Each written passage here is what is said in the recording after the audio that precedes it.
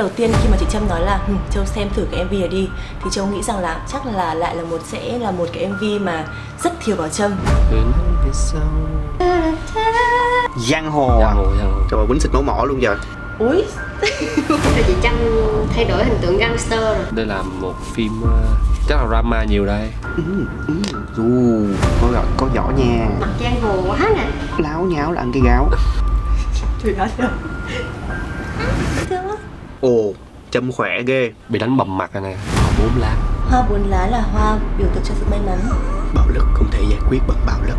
Bạo lực không thể giải quyết bằng bạo lực. Giống như mình xem phim, không phải giống mình xem phim, mà là giống ngày cấp 2 đi học, cũng từng chứng kiến những cảnh đánh nhau như thế này, và mình cũng từng bị như thế, nên là khá được hiểu cái cảm giác này. Ây chà, chị đại quá nè.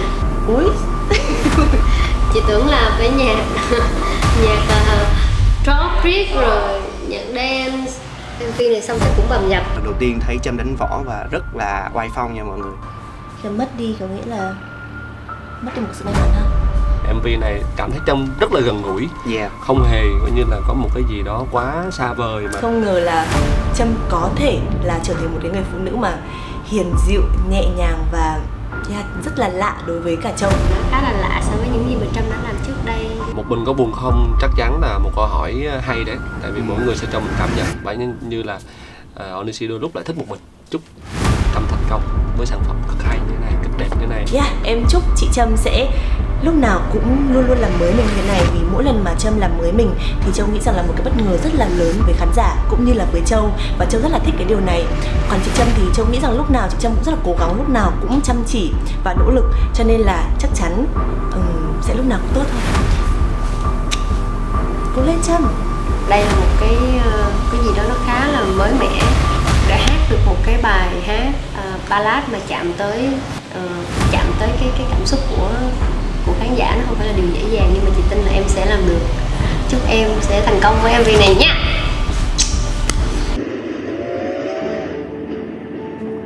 Tôi là Hải An,